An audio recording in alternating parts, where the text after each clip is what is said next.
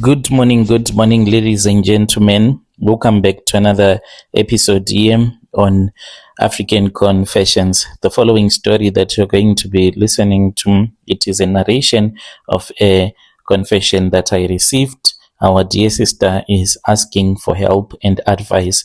The message that she sent to me, it reads like this. Hello, Brother Nashi, how are you? Can you please post my story as hidden identity? As I'm speaking with you right now, me and my husband and our children, we are at a traditional healer's house here in Masvingo. My husband, he is from Beitbridge, and I met him and we fell in love and we got married. But originally, I do come from Masvingo. We are trying to get help from a traditional healer and I need advice. So this is what happened to my husband. So during the festive season, that is when it gets really busy at the border there in Beitbridge. And my husband, he is amongst some of the people that hustle in the border. And if they see that you do not know what you are doing or it is the first time, then they can hustle you for things that you are supposed to do on your own. So that is how we survive. And most of the times during festive season, when it is really busy, my husband, he does not return back home. He will always be there by the border hustling people. So my husband then met this other woman. It was her first time and she was scared. She did not know what to do. So my husband then told that woman that it was going to be hard for him to go to the offices to get a passport stamped. And my husband then took the passport, and that woman trusted my husband. She had this other sling bag, and inside that sling bag, she had her money that she had hidden in there. So since she was trusting my husband, and there were a lot of people that were standing in the queue and she wanted to jump the queue. So then my husband told her that he knew a lot of people that were going to make things move fast for her and she'll get a passport stamped as quickly as possible. That is the way that they hustle people during festive season. So then that woman then told my husband that she wanted to go and use the bathroom. And then she left the sling bag with my husband since he already had a passport and telling her that it was a guarantee that she was going to jump the queue and to get in front of everybody so that she can quickly get a passport stamped. So then my husband, when he opened the bag, he then saw that there was money in there. It was 15,000 rands that was hidden in the bag. My husband then said that he looked around and he saw that the woman was nowhere to be seen. She was still in the bathroom because there was a lot of people that were at the border. And then my husband went to the bus where that woman had been in and just dumped the passport in that bus and he ran away. And when my husband ran away, he did not go through the border. He went to the river and he jumped back into Zim and he came back home. I was even surprised that my husband, he had returned back home early because during the festive season, my husband, I know that he can spend days and days hustling people there at the border, and when there is no more people at the border, then he will return back home. Sometimes I can even go and give him food there. So when he arrived back home early, I then asked him if there was a problem at the border, and he said no. He then told me that he had made a deal and he showed me the money. We counted the money. It was 15K. I was so happy that my husband had so much money. We then planned that we were going to buy clothes for the kids and then we would come and we will spend the entire Christmas holiday at my parents' house here in Masvingo. That is what we had decided to do, me and my husband. So we slept. The next day when we woke up, that was when we were supposed to go to Musina to go and buy some clothes for the kids. But my husband then said, no, let us just buy clothes here in Beitbridge. Then later on, we'll buy more clothes when we are in Masvingo. This was the discussion that we had the previous night. When we went to bed the following morning, I woke up early and I woke my kids up and I started bathing them in a dish. I was in the living room because there in Beitbridge we use a 3-roomed house. So there is the kitchen, there is the bedroom, then there is the living room. So I was in the living room bathing the kids and I left my husband. He was sleeping. Then I went to wake my husband up so that we can quickly go to town and buy clothes for the kids. Then we can be on our way and we go to Masvingo. So when I entered into the bedroom, that was when I saw my husband. He was really sad and he was holding that sling bag.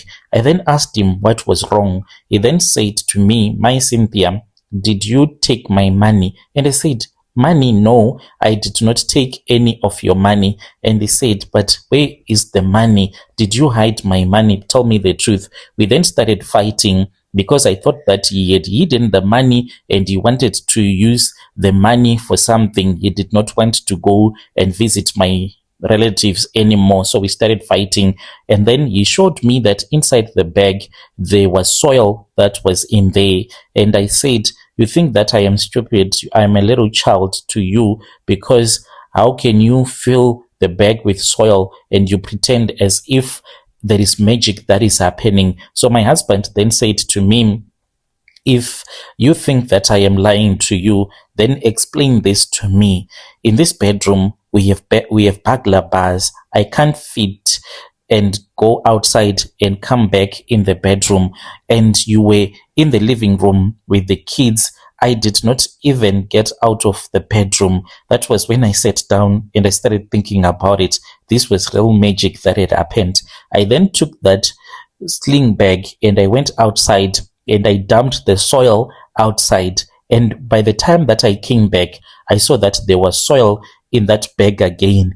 And this bag, when the soil is being filled up, you can see movement as if there is someone that is opening the bag, but you won't see that person. And then you will see that there is soil that will be in the bag. So our child then started to act as if she is running mad. And then she started saying, "You people, you must take me back to my mother. Otherwise, you are going to suffer." And when my child is speaking, she speaks as if she is a Ndebele speaking person that is learning to talk in Shona. That is the accent that she uses. And we think that this sling bag, it belongs to a Ndebele woman, because as for my husband, he is saying that when he was holding the passport just before he had hustled that woman, he looked at the passport, the name, it seemed as if the woman, her first name, it is a Ndebele name, but the surname, she has a Shona surname. So he never thought much about it because this is his job that he does every day to hustle people. So she was not that special to him. He just dumped the passport, just like what they do after they would have hustled you. They can just leave your passport anyway so that you can be able to find it, but they would have run away with the money, just like what he did. So we are looking for this woman, Brother Nash. We don't have a first name or her surname. We then came to Masvingo and we are at a traditional healer's house, and that traditional healer is saying that she cannot allow us to do a go back to sender because that woman, she did nothing wrong to us.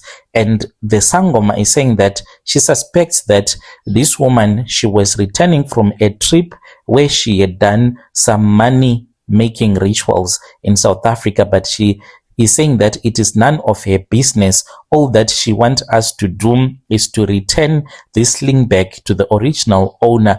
Otherwise, our daughter is going to die. And another funny thing that happened, when we arrived in Masvingo, my husband was the first one to get out of the bus when we were at the bus rank. Then there was a madman that came running and hugged my husband and then started laughing at my husband. And then that madman said, "Uchazona," it was like a threat threatening my husband that he is going to see there is something bad that is going to happen to him. So I have come here. I always watch the short clips that you post on TikTok. If you can help us find this woman, we'll be so grateful. If there is any woman that lost her passport at the Beitbridge border post on 23 December this year, she can get in touch with you. If she had money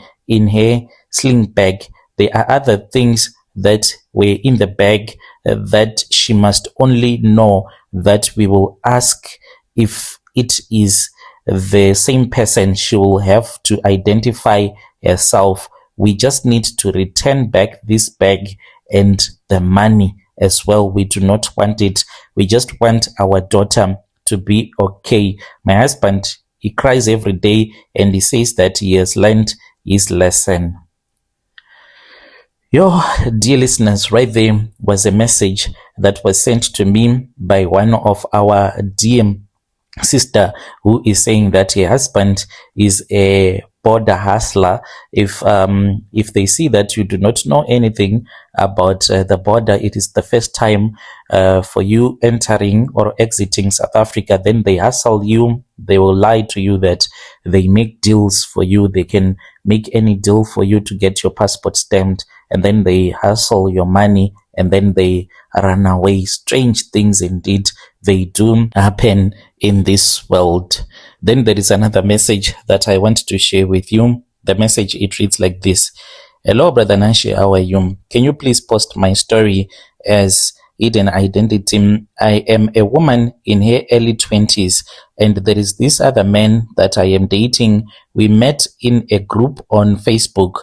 So we met this year and we have never seen each other, but I have been talking with his relatives. What has brought me here is that I need advice. There is something that my auntie did to me, and I had been telling myself that I do not want to get married. So my story, it goes on like this. When I was 15, I was then taken by my auntie and I started to stay with my auntie. As for my auntie, she is the richest one in the family. So my auntie had her own daughter who was brought back by her husband and her husband relatives because she was urinating in bed each and every night. She would urinate in bed. So they went with her to a prophet, and then the prophet told them to return her back to her people so that the problems that she was facing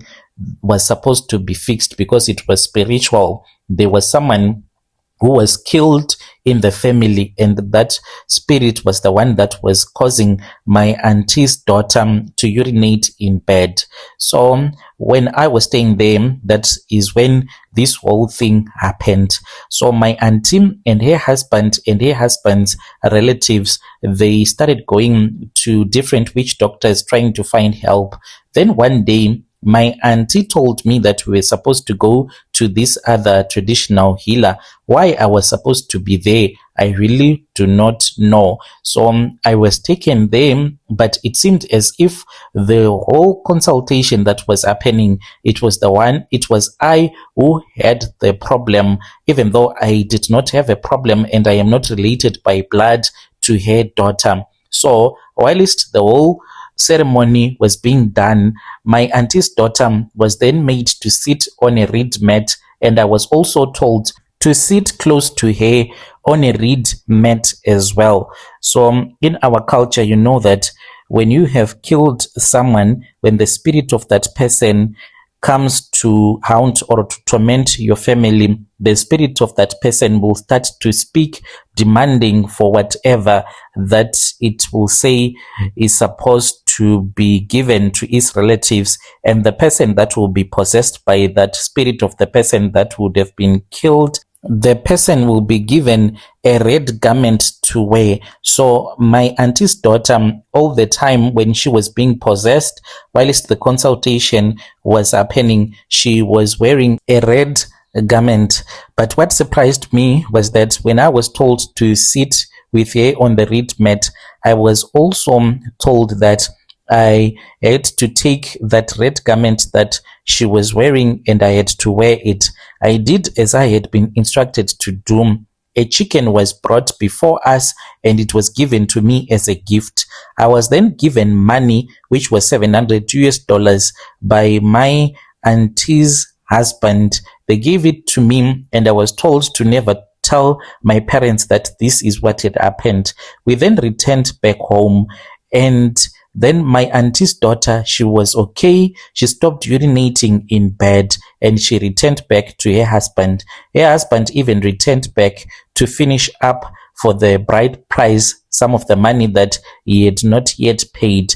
And as for me, the following year, just before I had turned 16, I urinated in bed. I was sleeping with my auntie's daughter. When we were sleeping in bed, I woke up and I discovered that I had urinated in bed. I was so embarrassed the next morning because at my auntie's house, there are always a lot of people that are there. Since she is a rich woman, she has a big house and she has 2 guest houses that are always full. And then she told me that I was supposed to sleep in my own room. Even if there are a lot of people, I do sleep in my own bedroom. And later on, she then told me that I am supposed to use the guest house. So it felt a little bit better because when I am in the guest house, even though there will be a lot of people there, but I'll be having my own bedroom, and when I wake up, I'll just take the blankets and I go to the back of the guest house and I just put them on the wire so that they can dry up. And I usually do this early in the morning. So since that night when I urinated in bed to this very day, it happens each and every night. Even if I sleep whilst I am sitting, I will just have a funny dream, and when I wake up, I'll see that I would have urinated on myself. It even happened when I was in church. There was an all-night prayer that was happening at our church. So I went there and I started to feel sleepy, and I went at the back row of the church and I was sitting there. I was alone. Then I started dozing off and then I urinated on myself. When I woke up, I saw that there was urine on the floor. So I took one of my jackets and then I mopped the floor with my legs because I did not want people to see. Then I went to the toilet and then I went to the car and I slept in the car because I was embarrassed that people will see that I have urinated on myself, which has brought me to today. I am dating this guy. He does not know that this is what happens to me. That is why I avoid dating men and going for sleepovers, because I feel embarrassed that I'll be with the man. Then that man will see that I have urinated in bed. Am I supposed to tell my boyfriend the truth, or I'm just supposed to dump him because he is coming and he wants to marry me? How can he marry a woman that urinates in bed every day? This happens each and every night. And now what I do is that I just sleep on the floor because I do not want to mess up the bed anymore. It has happened since I was 16 to this very day. I need advice. How can I make this to stop? I used to think that maybe if I cut fluids after lunch, but still, even if I don't drink water throughout the day, I'll still urinate in bed. Why is it I only urinate when I am asleep, but when I am not asleep, I know how to control my urine? Please assist me. Dear listeners, right there was a message that was sent to me by one of our dear sister. Let us try to speak with our sister in the comment section. Strange things indeed, they do happen in this world. Yo.